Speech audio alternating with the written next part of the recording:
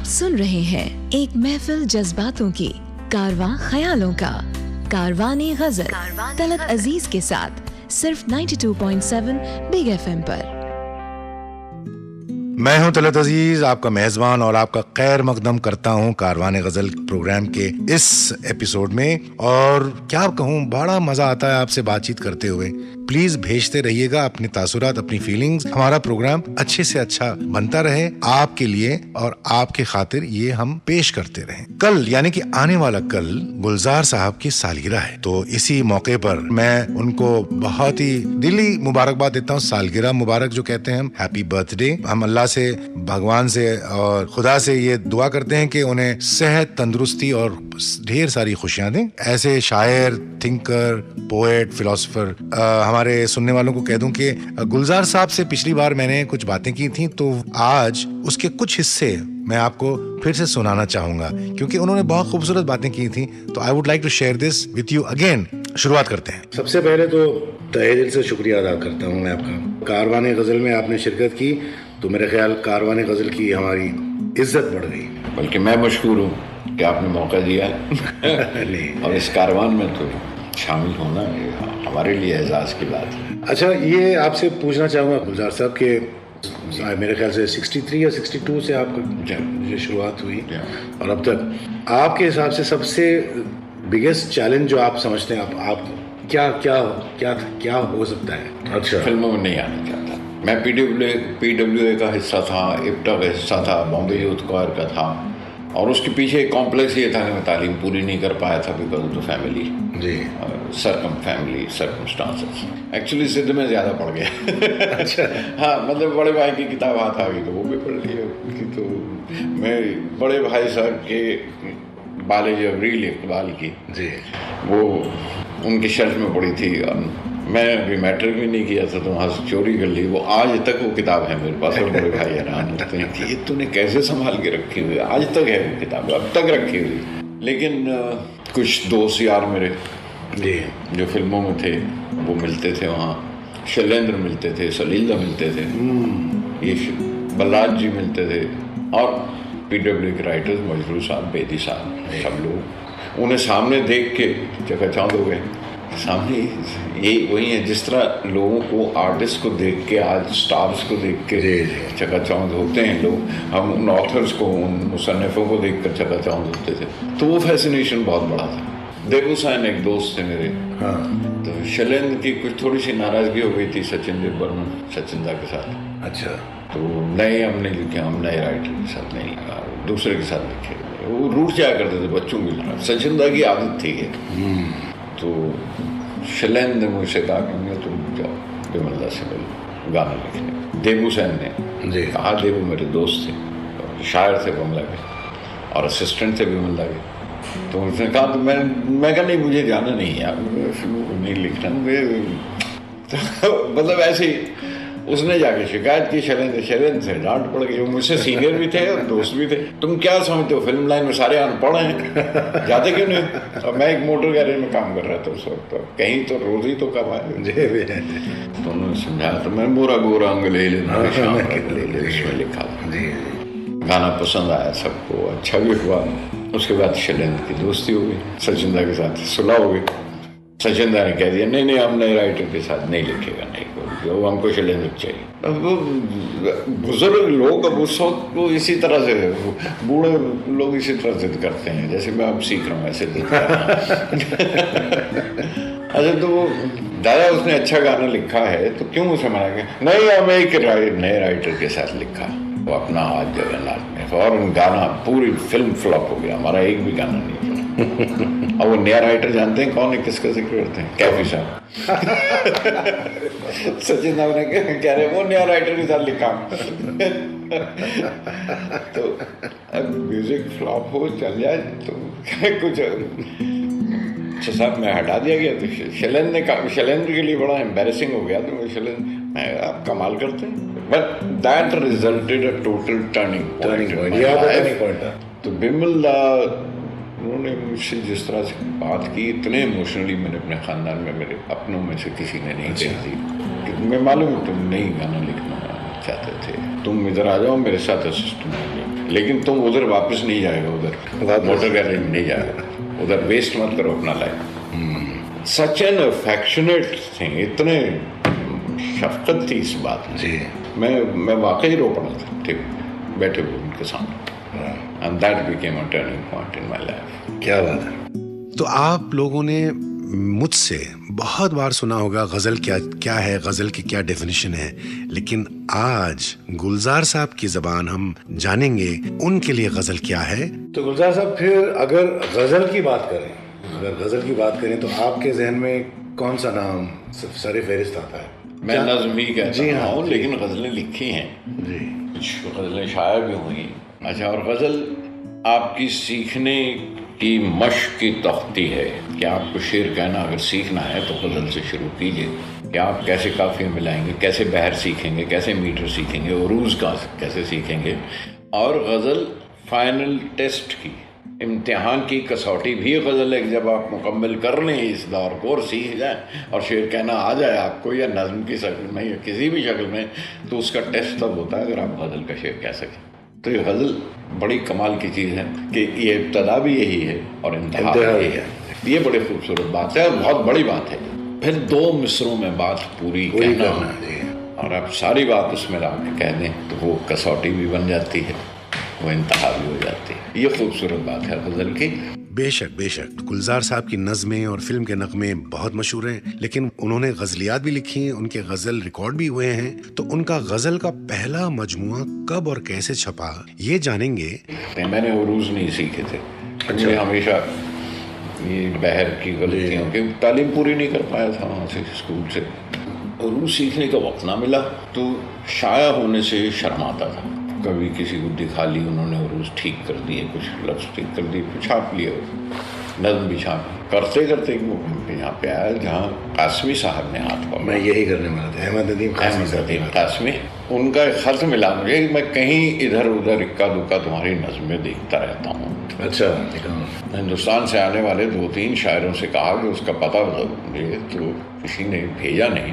तो एक वाडिया साहब कोई वहाँ से आ रहे थे लाहौर से, उनके हाथ उन्होंने वो ख़त भेजा कि अगर ये ख़त में पहुँच जाए तो इस पे मुझे लिखो। अच्छा। मैं उन्हें बाबा कहता हूँ जी। अच्छा। वो बाबा ने फिर मुझसे नज़में मंगवाई और मैंने उनसे कहा इसमें उरूज़ मैंने नहीं सीखे, मतलब कहेंगे भूल जाओ वरना सिर्फ उरूज़ लिखते रहोगे, नज़्म नहीं कहोगे। तो उन्होंने पहली बार गोशा छापा। तो मेरी उर्दू की जो पहली किताब छपी वो पाकिस्तान से छपी। अच्छा जी हाँ, उर्दू में जब नज़्म की किताब छपी तो वहाँ उसका उन्वान पुखराज, चांद पुखराज का पूरा नाम था, चांद पुखराज। तो वो वहाँ से छपी। बाबा से कौन बात करे, बाबा कासमी साहब भी हो गया था, अहमद नदीम कासमी साहब। लेकिन जब यहाँ का जिक्र करूँ कि गज़ल ऐसी कोई ज़बान हिंदुस्तान की नहीं है जो बड़ी ज़बान जिसमें गज़ल न कही गई जी। मतलब पंजाबी में भी कही गई है, मराठी में भी कही गई है, गुजराती में भी कही है, बंगला में भी कही गई है, और उड़िया में भी गज़ल कही गई है। गज़ल हर जगह कोशिश हुई है क्योंकि ये अपने आप में बड़ी अट्रैक्टिव चीज़ है और वो ये कहीं ना कहीं चैलेंज देती है शायर को कि आप शायर हो, अच्छा गज़ल ये शेर कह के दिखाओ। और या वो सुनते हैं तो उन्हें लगता है ये फॉर्म बड़ी कमाल की। जो मेजर ज़बानें हैं सब में गज़ल लिखी गई है, तमिल में भी लिखी गई, मलयालम जी हाँ पढ़ी है, मतलब सुनी है इस तरह के, मतलब फॉर्म समझ में आती है। सबसे जो बिल्कुल उर्दू का अंदाज और लहजा है और मुशायरे भी उसी तरह से होते हैं और उसी तरह पढ़ जाते हैं, वो गुजराती है। गुजराती का मुशायरा भी वैसा होता है। गुजराती में गज़ल की फॉर्म बिल्कुल पुख्ता। वली दक्कनी कहाँ के थे जी, हाँ गुजरात से उनका ताल्लुक, तो ये उधर ही कैसे माइग्रेट कर गया, गज़ल कैसे माइग्रेट कर गई। बहरहाल गज़ल गुजराती में अब भी उसी तरह लिखी जाती है, उनके मुशायरे का ढंग भी बिल्कुल वही। हमारी बातचीत के दौरान गुलजार साहब ने गालिब का एक शेर पढ़ा और उसका उन्होंने ऐसा इंटरप्रिटेशन दिया कि शायद मैंने कभी किसी से ये नहीं सुना वाकई। और मैं खुद सोचता रह गया कि क्या जबरदस्त इंटरप्रिटेशन है, कैसा उन्होंने एक्सप्लेन किया। आप उन्हीं की जबान सुने, लेकिन थोड़ी देर बाद याद रखिएगा। और अगर किसी वजह से आप आज का शो मिस कर गए या आप पूरा नहीं सुन पाए, अगले शनिचर आप इसको कैच कर सकते हैं सेम टाइम 9 बजे, रात के 9 बजे 9 to 11 अगले सैटरडे यानी कि शनिचर। तो आप सुन रहे हैं कारवाने गजल तलत अजीज के साथ 92.7 बिग FM पर, और कल गुलजार साहब की सालगिरह है, तो एक छोटा सा तोहफा आप जो सुनने वाले हैं उनके लिए मैं लाया हूं।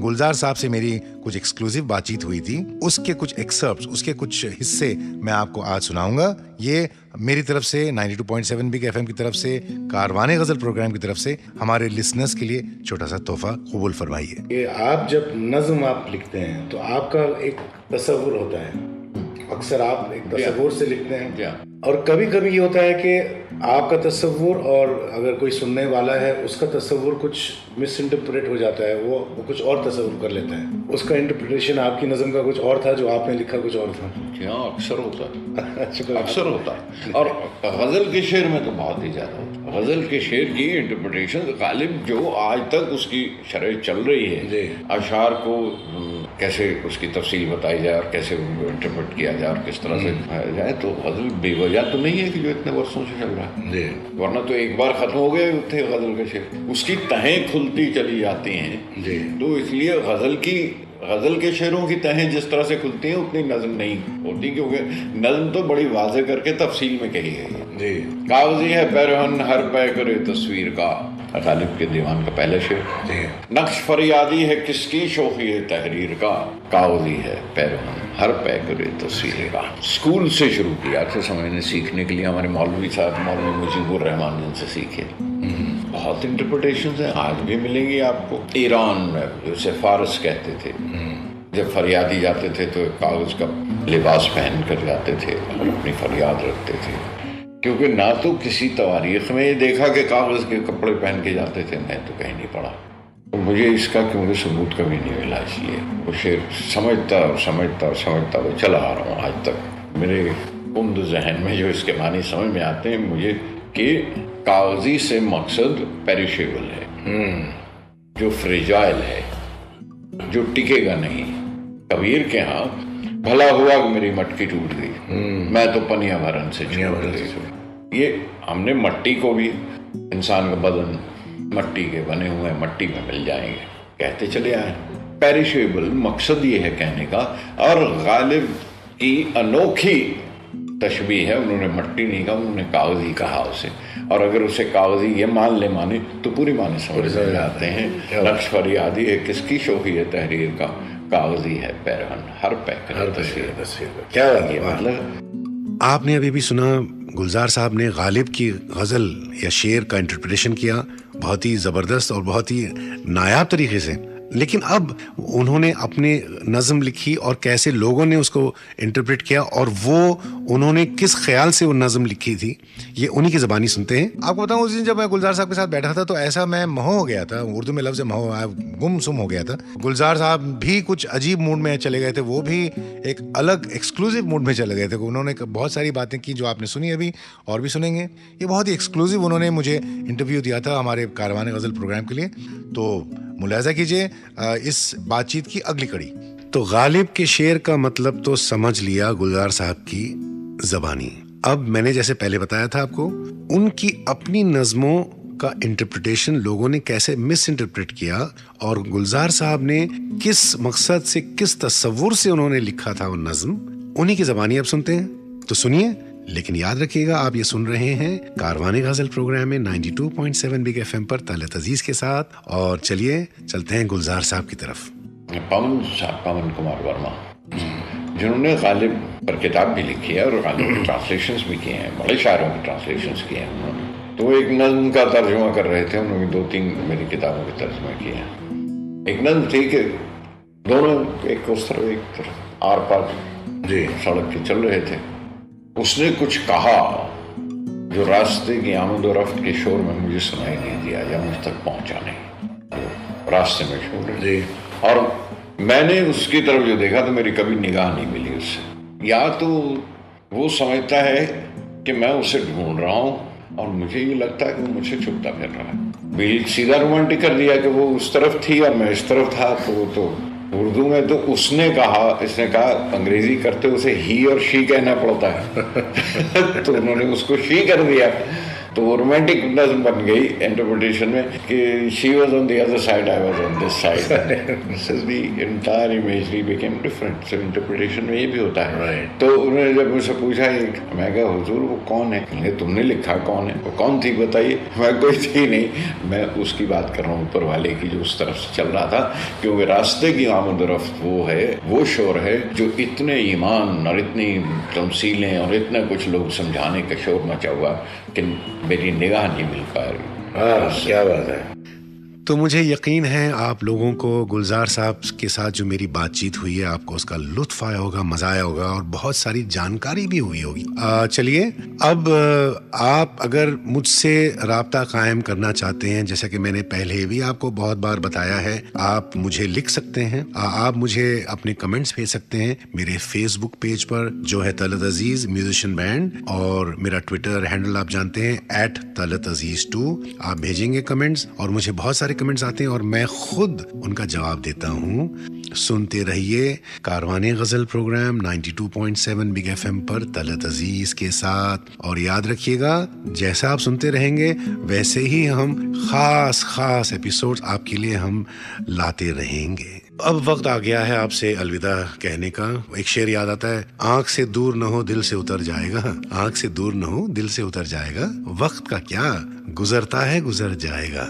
वक्त तो गुजरेगा लेकिन वक्त वापस भी आएगा, क्योंकि अगले हफ्ते नेक्स्ट संडे आपसे फिर मुलाकात होगी इसी प्रोग्राम में, कारवाने गजल में, ऑन 92.7 बिग FM पर। और मैं हूं आपका होस्ट यानी तलत अजीज। जाते जाते आपको ये बता दूं कि गुलजार साहब ने बहुत सारे मशहूर फनकारों के साथ गजल के एल्बम्स किए हैं, जैसे कि जगजीत सिंह साहब के साथ बहुत सारा काम किया उन्होंने, लता मंगेशकर जी के साथ, गुलाम अली साहब के साथ, उपिंदर सिंह साहब के साथ। तो जाते जाते आपको मैं वो गजल सुनाते जाता हूँ जो इन्होंने लिखी थी अपनी एल्बम मरासिम में, जिसको जगजीत सिंह साहब ने कंपोज किया था और गाया था। आप गजल सुनिए और मैं आपसे इजाजत चाहता हूँ। शब बखैर, खुदा हाफिज, good night from Talat Aziz, only on 92.7 big FM Karwane Ghazal program में।